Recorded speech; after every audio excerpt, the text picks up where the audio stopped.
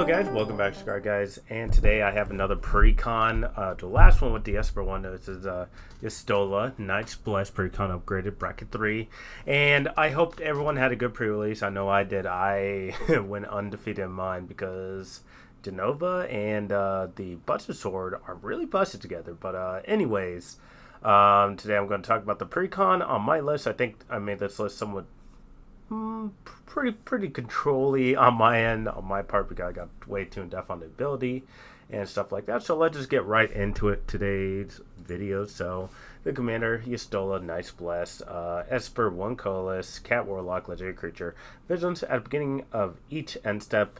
If a player lost 4 more life this turn, you may draw a card. Then whenever you cast a non-creature spell with mana value 3 or greater, Yestola deals 2 damage to each opponent, and you gain 2 life and 2 force. So pretty good, right? So it's a pretty basic control list right there. But yeah, let's just get right into it. And sorry in advance if I mispronounce some of the Final Fantasy cards. I'll do my best. So let's get right into 20 creature. The 20 creature are Baral, Seaf Compliance, Krill, Baldison, Lotho, Papalomo, Starscape Cleric, Stormscape Familiar, Sig, Thunderclap Drake, and then Alicia, Livilura. So let's get right into Brawl. Just instant source got 1 less, which is pretty good, and then it does stuff whenever you counter, which we do have some counters in here, but not really. And then Krill, lifelink. Whenever you cast a non-creature spell, you may return target creature card with mana value equal to that spell mana value from your graveyard to your hand, and do this only once each turn, which is pretty good. And then we got Lotho. Whenever just ramp right there. Whenever you cast, whenever a player casts their second spell, you lose 1 life and create Church Token. Pretty good. Papalemo. I think I pronounced that wrong. Whenever you cast a non-creature spell, Papaloma, deal 1 damage to each opponent and you gain 1 life, and then you may pay 4, sacrifice Papalemo. Each opponent who lost life this turn sacrifice a creature with a greater power, greatest power among creatures they control, and it's 1/2. And then we got Starscape Cleric. We don't really care about the Offspring ability, but eventually you'll get to that mana, which you'll do. The only ability that we do care about is whenever you gain life, each one lose 1 life. So we're basically just life draining everyone to death in this list. So then we got Stormscape Familiar, which is white and black spells cost 1 less. Then we got Sig, River Cutthroat. At the beginning of each end step, if your opponent lost 3 or more life this turn, you may draw a card. And we got Thunder Clap Drake, which in storage costs 1 less, and then we could sacrifice it to copy our next instant sorcery, which is pretty good. For each time you catch a commander from the command zone this game. And then we got Alicia, partner with don't worry about the partner. I can't even pronounce that. First strike, dual cast. The second spell you cast each turn costs 2 less to cast, which is pretty good for a deck like this. We cast a creature, then we cast a non-creature spell, get triggers on all our stuff, and then yeah, that's a game plan here. And then we got Delny, Streetwise Lookout, Gara, Tia, Scion Reborn, Kambal, Lisi, Hexed, Tandem Lookout, Urza, Lord Protector, Vito, Emet, and then it's Queza, Argo Agonies. So we got Delny. Delny's a pretty top end card in here, since everything in here is power 2 or less. We get double triggers, and I love that a lot. And then we got the Scion Reborn here, which is lifelink, and then whenever you cast a non-creature spell, you may pay X life or X number, or is that spell mana value. If you do, create a 1/1 hero creature token, put X counters, plus counters on it, do the ability on once each turn. So pretty good there. Then we got Kambal, a little bit of control. Whenever opponent casts a non-creature spell, that player loses 2 and you gain 2. And we've got Hexed, Prowess, non-creature spell cost 1 less, so a little bit of reduction for our non-creature spells. And as long as you cast 2 or more spells, Hex gains double strike. So pretty good there. We got Tandem Lookout, because when we pair Tandem Lookout to Yestola, we get to draw 3 cards because we're dealing damage, and it does say whenever the creature deals damage to opponent, draw a card, which is pretty good. Then we've got Urza, Lord Protector, artifacts, instant sorceries, spells you cast cost 1 less, so another reductor. And then we got Veto. Whenever you gain life, target opponent loses that much life. So pretty good there. And then we got Emmet. Spells you cast from your graveyard cost 2 less, and then whenever one or more opponents lose life, you may cast target instant sorcery card from your graveyard. If that spell will be put into your graveyard, exile it instead. Do this ability once each turn, so pretty good there. A little bit of recursion with our instant sorceries, and we got Quasar, Augur of Agonies, Agonies? I think I'm pronouncing it right. Whenever you draw, target opponent loses 1 life and you gain 1 life. So pretty good there with our commander. Since we do draw a card, and we do draw a card off of other stuff as well. We're basically just running the board and controlling it with this list. So we got Talion and Jin, Gitaxis. Talion, just a pretty good control piece, and Jin just... whenever you cast a non-creature spell with mana value 3 greater, draw a card, so we get some value from both. And then we also have the flip side, but the flip side is just bonkers. But yeah, let's get right into the 9 sorceries here. These are 9 sorceries. I got Torment of Hailfire, Risky Shortcut, Savine Reclamation, Stock Up Yahin's Expertise, Lauren Revealed, Starfall Invocation, Farewell, and Onomantu's Augury. So Torment of Hailfire, just a nice finisher in a lot of games. When you're really far ahead, like, alright, I'm going to kill everyone now and make you guys sack everything or just lose 3, and then you get trigger on your commander and other stuff. We got Risky Shortcut, which is just draw 2, each player loses 2. And then it's 3, so we get a trigger off of our commander, and then we get to draw a card at the end of end step. Since this ability, we get to lose, or each player loses 2 life, which are our opponents. And yeah, and then we've got Supreme Reclamation. We return permanents 3 or less, and we have Flashback. If we do Flashback, we get additional copy, which is pretty nice. Stock Up, just another 3 mana spell. We get to look at top 5, put 2 in the hand, the rest at the bottom. Yahin's Expertise, all creatures get -3/-3. Doesn't kill our commander, but does kill some stuff on our board, but it does definitely deals with any of the low ground stuff that we do not like, and we'll get to cast something 3 or less from our hand without paying for our mana cost. Then Lauren's Reveal, draw 3, and then also I have Ion Cycling. I'll put in here just for a little bit of ramp, but also we get to draw 3 for 5 mana, and that's all triggered with our commander. Starfall Invocation, gifts a card. Destroy a creature if a gift was promised. Return a creature card and put on from your graveyard on the battlefield under your control, which is pretty good. Farewell, pretty good board wipe. Basically choose 1 and then exile all artifact creatures, enchantments, and or graveyard. So pretty good there. Then Onomantu's Augury, which is a really good card. Exile top 8 card of your library. You may put a land card from among them onto the battlefield until the end turn. For each non-land card type, you may cast a spell from the type among the exile card without paying the mana cost, which is really good for 8 mana. So we get to just like cast some like Jinkataxis, Talion, Delny, or any of our other sorceries here. We get to board wipe, then we could go like another creature and stuff like that. So that's what I love about that card. Really good card. People will be playing it more in casual decks, but definitely not CDH.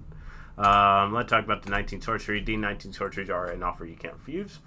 Dark Ritual, Path to Exile, Sword to Plowshares, Arcane Denial, Dove and Veto, Counterspell, Dismember, and Stroke of Midnight. I know I have the Arcane Denial of the Japanese promo. I just want to keep it all Final Fantasy theme for this one. I totally forgot about Dove and Veto. I know there was a Dove and Veto one, but oh well. So we got a lot of good interaction pieces here. We got some Counterspell, which is a Counterspell, an offer you can't refuse, and Arcane Denial. Then quite a bit of removal here with Dismember, Stroke of Midnight, Path to Exile, Sword Plowshare. And then also Dove and Veto is also a counter. And then we got some ramp here with Dark Ritual, pretty good, right? And then almost all of these are Final Fantasy art, but just a few that are missing.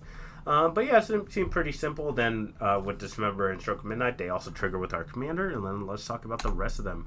Unwind, Baleful Mastery, Factor Fiction, Fell the Profane, Lethal Scheme, Snuff Out, and Waterlogged Teachings, Ink Sealed, Sublime Epiphany. So we got some more counters here, which is Unwind, and then also Sublime Epiphany, which I wouldn't really consider a counterspell, more as like a value piece in your deck. But also let's talk about for more of the removal, which we have Baleful Mastery, Fail the Profane, which is also land, Lethal Scheme, pretty good, and then Snuff Out, all really good spells. Snuff Out's really good because we get to cast it for free by paying for life, and then we get a trigger.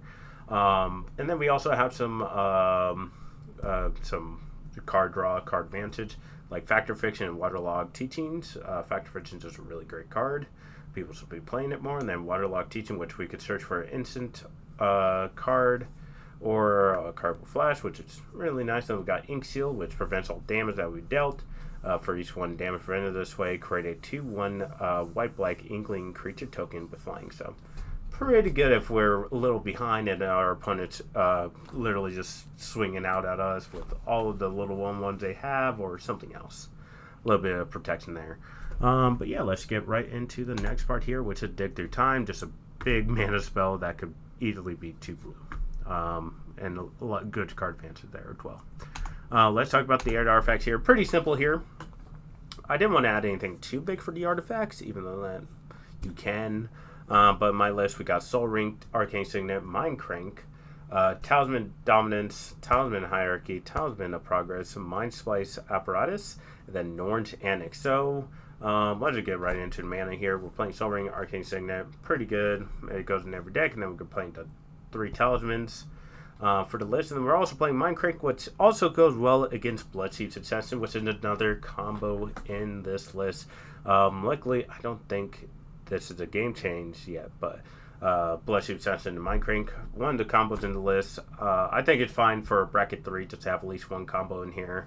Something that takes time to set up and win with, so I think it's fine. And then let's talk about the 2 bottom card, which is Mind Splice Apparatus, and then Norn's Annex, which Mind Splice Apparatus flash. At the beginning of your upkeep, put an oil counter on Mind Splice Apparatus, and then instant sorcery spells you cast cost 1 less to cast for each oil counter on Mind Splice Apparatus. So pretty good, right? We want to make sure that we can cast our instant sorceries very cheap, and then we also get the effects off our commander and other stuff on our board. Then Norn's Annex helps us to stay alive, and our opponents is taking damage depending on what they're attacking with. And I love this card. This card's great, and you get to cast it for 3 mana. You still get a trigger. And yeah, let's move on to enchantments. Age enchantments here. Authoritative Council, Bloodseep's Assassin, Curiosity, Sigil of Sleep, Orphaning Eye, Vile Consumption, Helm of the Ghost Lord, or the Gas Lord, and then Painful Conjury. So we got Authoritative Council, which is just, it keeps us alive and gains us life, and then Bloodseep's Assassin, like I was saying, just a combo piece, but also really good without the combo piece, because it makes opponents think like, okay, if they just go to grave, I lose 2, and then he gains 2, and it's like all this crazy stuff. Then we're playing Curiosity, same thing with Hand Lookout. Same effect when deal common damage, or when deals damage to opponent, you may draw a card. And then we're also playing Sigil of Sleep, which that does whenever a enchanted creature deals damage to a player, return target creature that player controls to its owner's hand, which is really nice. And then same thing whenever with Orphanide, it just said flash, but whenever a creature deals damage to opponent, you may draw a card. And then we're playing Vile Consumption. I put this weird card in here because I think it's just goofy. You're just draining your opponent's life total so low. They're trying to keep up with the resource, and then you just play this. Like at the beginning of your upkeep, sacrifice this creature unless you pay 1 life. So pretty good. And then Helm of the Gas Lord, as long as enchanted creature is blue, which our commander is, it gets +1/+1, and whenever this creature deals damage to opponent, draw a card. And then, as long as the creature is black, get +1/+1, and whenever the creature deals damage to an opponent, that player discards a card. So basically, you're getting card advantage, and you're dismantling their hand, which is really nice for 4 mana, and it triggers off our commander. Yasudo. I think I pronounced it wrong there. Painful Conjury. Whenever an opponent casts a spell, that player loses 5 life unless they discard a card. So we are just a mean control player at this table when we play this deck. So that's the basic premise of this list. You're just hard control. You definitely want to kill the commander immediately when she hits the board. Unless if she stays, then it's a bad time for your opponents. So let's get right into land. Lands are pretty simple. Guard Waste, Bazooka Bog, Caves of Kalos, Deserted Beach, Drowned Catacombs, Exotic Orchard, Fledged Strand, Glacial Fortress, Godless Shrine, Shadowy Backstreet, Hollow Fountain, Isolated Chapel, Marsh Flats, Perfect Pool, Mystic Sanctuary, Polluted Delta, Rufine's Tower, Sea of Clouds, and then Satyr Sanctum, Shipwreck Marsh, Underground River, Vaulted Champions, and Watergrave. And then for the basics, we are playing 5 islands, 3 plains, and 5 swamps. So pretty simple there. But yeah, this list is just pretty simple. There was nothing too crazy that you can do with the list per se, because like you're basically just hard control. That what she reads when I saw her. For my rating on the pre-con, I think she's like kind of just like I would say a 6. She's a 6 because it's control. You just do control things. That basically it. I know people are trying her in CDH, but I don't know if she's going to be that crazy in CDH. It's okay, in my opinion, but yeah. But the other commanders look really fun, though. So, and then thank you guys for watching. Definitely like and subscribe if you like today's video. And definitely stay tuned for more deck techs of today's set. The next commander I'm going to talk about is Genova, because he is really busted. During release, I drew like 17 cards in one turn. And that's pretty broken. I really want to see how well she does in a bracket 3 commander list. So definitely stay tuned for that. But thank you guys for watching. My name is Quest, and I hope you guys have a wonderful day. And definitely stay tuned for more deck techs from me and Barry. See ya.